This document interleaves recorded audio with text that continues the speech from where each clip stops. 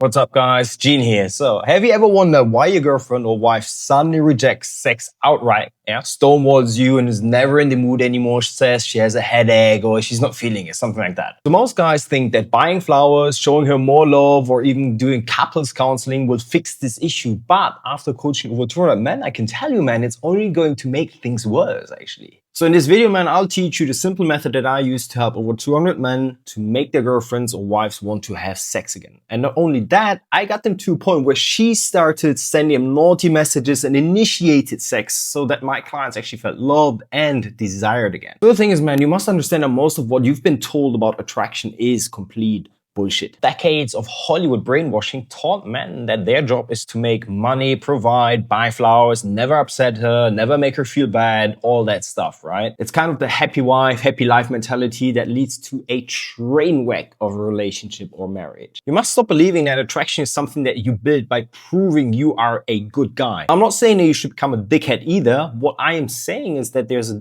different path to creating attraction. For example, I used to be a nice guy and I used to be a macho, right? So I've been of both extremes and they both led to the destination that I call break up town or fuck up town. Why? Because they use a static approach in an environment that requires, let's say, a dynamic approach. What does a dynamic approach look like with women? So think of women like chameleons, right? They adapt to the environment they are in. So when she spends most of her time on her phone rather than with you, or is always in a bad mood around you, that's feedback on the environment you have created.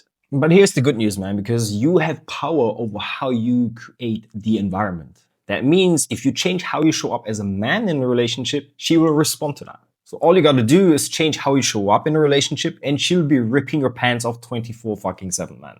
Now, how are we going to do that? By building attraction. And we're gonna give you 4 steps now to help you build that attraction and make her go crazy for you. So think of attraction like a magnet, yeah? So one side pulls her in emotionally and the other side charges her up sexually. So obviously you want to know now which one does what, right? So let's start with the first point, which charges her up sexually. And for a lot of guys, this is super mind-boggling because when I coach them, their jaw drops to the floor immediately when they hear that. So one of the lowest hanging fruits to sexually charge her up again is by actually looking at how you respond when she rejects you. I know this might sound super confusing, so let me explain this. So my client John, every time his wife said, not tonight, or I have a headache, or I'm tired, he did the Kevin thing, aka the unattractive. So either he'd start being persistent and pushing her, saying things like, come on, I know you wanted to, while kissing her neck, for example, which is kind of like trying to walk through a door that is fucking locked. Yeah. Only because you keep banging your head against it won't make it open suddenly. And then the other strategy that he tried was to give her reasons, yeah, all the logical reasons why they should have sex. Come on, it's been a week, or sex is how I connect with you. Literally, he was trying to negotiate or hackle his way into sex, man. But actually, let me ask you this, man. Whenever someone tries to offer you something you don't want in that moment, and they won't let go of that fucking matter, how do you feel actually? You feel pissed off. You're like, bro, leave me alone, right? That is exactly how she feels. Now you would wonder, okay, but why does it kill attraction so fast? Because in that moment, you're putting yourself in the position of a beggar, yeah? You're trying to earn sex instead of inspiring it. And man, no woman, it does not fucking matter how long you've actually been together, will ever feel turned on by a man who's trying desperately to prove he deserves her. That's a total Kevin approach. Now, obviously, now you'll wonder, how do you actually inspire sex in the moment of rejection? You respond from Hercules energy. You stay completely nonchalant and say something like, oh, and here I thought you'd get lucky tonight. And then just leave it. This statement will interrupt the pattern of you trying to earn sex. Instead, it sounds like she was trying to seduce you. Now, that slight cockiness injects a sexual charge in her because you demonstrate one of the sexiest traits in a man: freedom of outcome. Because in her eyes, you've just proven you don't need her. Yes, you wanted her and that's why you made the move, but you're totally okay without the sex too. And paradoxically, that's actually what makes her want you more. However, that's still just treating the symptom, because for a lot of guys, underneath that playful remark, they're still anxious. They're still chasing her validation, right? And she feel it immediately. So which brings me to the next behavior, which is something 80% of my clients struggle with, including Greg, when they join my fucking program. When Greg first joined my program, he had what I call total Kevin energy, right? If his wife didn't reply to a text for 2 hours, he'd start feeling his tightness in his chest, right? Like restless, anxious energy that won't just fucking switch off. And he started pacing around the house, picking up his phone all the time, put it down, pick it up again. And he would check if the message had been delivered, then check if she'd been active on WhatsApp, then check again and again and again. And when she still hadn't replied, he would spiral, right? Like he would send follow-up messages like, hey, is everything okay? Did I do something wrong? What's going on? And when she finally responded, he would feel that relief, you know, like, oh, everything's good again. But when she came home from work, like exhausted and tired, Greg unconsciously anchored his emotional state to hers. And he noticed that she felt anxious. He wanted to fix that situation. And because Greg thought he was being caring, right? But what she felt was pressure and she felt suffocated. And as a result, she pulled away. So she spent more time on her phone or like burying herself in work emails, just to get some fucking relief of Greg. And guess what Greg did? He pursued harder. Did I do something wrong? What's wrong with you? Is everything okay? And the more he tried, the harder he unconsciously like pushed her away, because Greg's behavior wasn't out of care actually. It was a deep-seated insecurity and fear of being abandoned. He just didn't know it yet. Because what he actually was looking for was reassurance from his partner back. What kind of relationship does this actually remind you of? Like, which woman did you reach out to for like reassurance, you know, when you were younger? Right, your fucking mom. And Greg unconsciously recreated this dynamic with Becky. And she felt that. And she hated it because when a woman is burdened with providing reassurance to a man, she has to step into what I call the mother role. And when she does this, she cannot relax into her sexual feminine energy because she's too busy taking care of little Greg, who's too afraid to lose her. And that kills attraction faster than anything else because she wants to be able to look up to you. But she cannot if you push her into her mother role where she sees you just as a little boy. Because attraction is built on two pillars, respect and desire. And if she cannot look up to you, there's no respect. And without respect, there's no desire. So what does respect look like? Respect means that she dreams of being on her knees when she sucks your cock.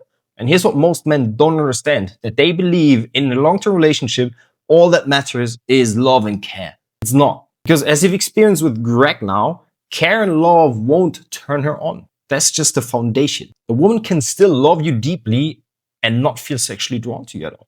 She can love you like family, like a friend, or even like a child she has to take care of, but she won't sleep with you anymore because she cannot be turned on by a fucking man she has to mother. That's how her biology works. Because as I keep saying, the moment she senses that you've become anxious and need her, like her nervous system flicks a switch. Instead of seeing you as her man, she sees you as someone she needs to protect or like manage. And as I said, once she steps into that mother role, sexual attraction goes out the window. Now, the interesting thing here is that Greg had already worked with a therapist on removing his anxious feelings, but he'd made barely any fucking progress. And I see this with 90% of my clients because they've all worked with therapists before. But therapy for most guys doesn't work because it turns into this endless yapping about the problem. It's like sitting in a car that's stuck in the mud, and instead of trying to get out of the mud and push it, you spend months analyzing how you fucking ended up in the mud. Like, yeah, bro, I get that you figured out that you shouldn't use this map anymore, but like, can we fucking move the damn car? Here's how I helped Greg move the car out of the fucking mud, right? We used the two-step approach. Step number one, desensitize the trigger. So when Greg's wife didn't text back, his brain went straight into this panic mode, right?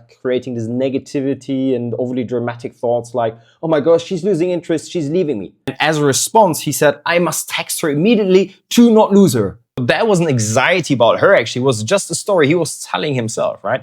So I gave him a few reframes to break that like negativity cabin loop. So what's the story I'm creating right now? Could she just be busy or in a meeting? Will I actually die if she doesn't text me back for 2 hours? So each time he asked those questions, it calmed him down and he stopped bombarding her with like more fucking messages. And then step two, and this is the most important of those two steps, is we regulated the body, right? Repaired the mental reframe with simple breathing. Because anxious thoughts are just a call to action sent from your nervous system that senses danger. Right? We regulated his nervous system by like daily box breathing. 4 seconds in, 7 seconds hold, 8 seconds out. And he did that for 10 minutes every day. And that turned off his fight-flight response in his nervous system. Within just a couple of weeks, Greg fucking finally stopped like anxiously texting her. And guess what happened? When Greg stopped texting 10 times in a fucking row, something interesting happened. His wife started reaching out first. And she became touchier and more affectionate again because she felt safe again. She felt like she was with a Hercules, yeah? Not a fucking Kevin anymore. However, making her feel safe is only one part of the equation. We also need to create what I call thrill. Like, I've never actually struggled with sex in my relationship except once. And that was with Marie. And Marie, like, she felt instantly for me, right? I was that wild lion she wanted to tame. I told her on date one that I was a serial cheater. I had been with hundreds of women. I was raised by my grandma, and now I'm successful working in fucking finance. I mean, I was a walking red flag. And Marie, however, was this very innocent, cute little hot girl who had just been in one long-term relationship, I think. So for her, I was the forbidden fruit. But somewhere along the way in the relationship, I made a mistake that, yeah, most men make, which is I stopped giving her what she craved. I stopped being the safe thrill. You know, like what I see out there is that a lot of relationship coaches will tell you just make her feel safe. And I did exactly that with Marie.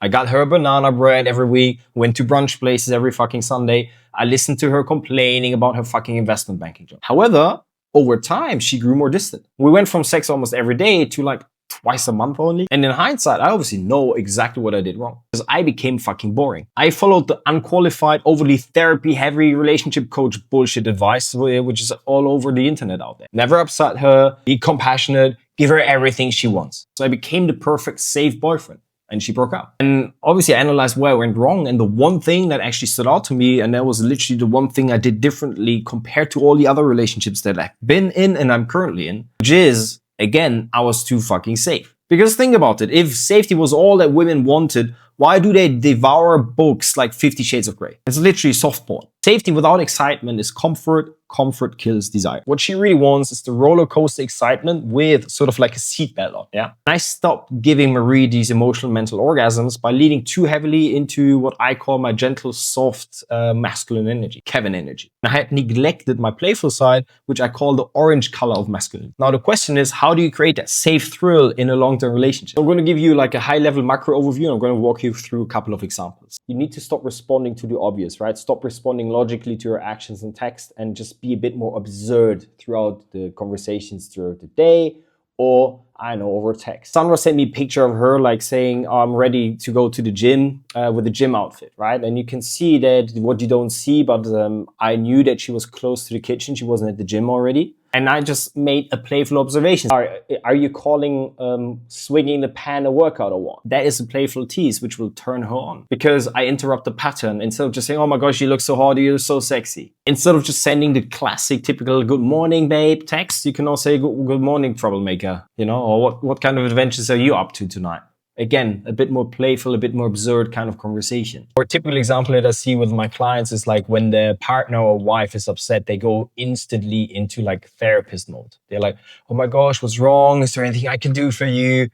And it just like creates this vibration and frequency of like heaviness. It's like, bro, like, why are you so boring? She's going to be all right. Of course, you can be gentle, whatever, but you can also like make a joke. So, oh my gosh, oh, little princesses. Know that you look so cute when you're mad, actually. And that's such a nice playful tease and actually a way of maybe interrupting the pattern for her and swing her out of this bad mood. Stop treating your wife or your girlfriend like a baby that's like, when you touch it, it's just gonna break. Because what you need to understand is a woman's sex drive is 80% driven by emotional stimuli. Like when you playfully tease her, it triggers her dopamine and adrenaline, which is the cocktail of horniness, man. And I've given you already a couple of examples. And if you want to fully unlock this cocktail, there's only one more thing that a woman needs to be sexually charged and ready to rock the fucking bed sheets with you again.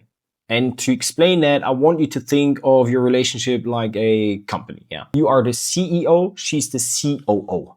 Your job is to lead the company. Hers is to help you execute on that leadership, on that vision.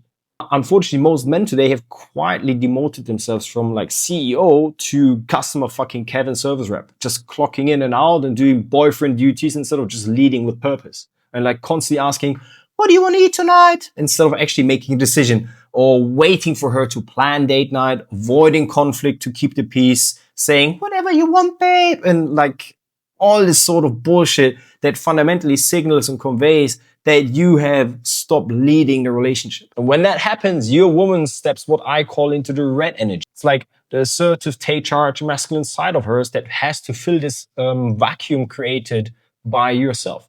She has to become the CEO of the relationship because you stop being the fucking CEO. And that comes at the cost, which is every time she has to lead, she loses access to her feminine energy, which is that soft, sexual, nurturing energy you fell in love with. You can't expect her to feel turned on by a man she has to manage. She doesn't want to be your project manager. It's literally a fucking turnoff because it's another thing on her daily to-do list. So what you need to fucking do is remain the CEO of the relationship. It's like, hey, we're going to this new Italian place that I want to check out. Wear this cute little dress and be ready at 7 p.m., for example. That's a small moment that displays leadership and creates an insane emotional spike in her because she feels led. And that makes her feel safe because she gets to relax. And that allows her to feel safe again. And that allows her to feel again.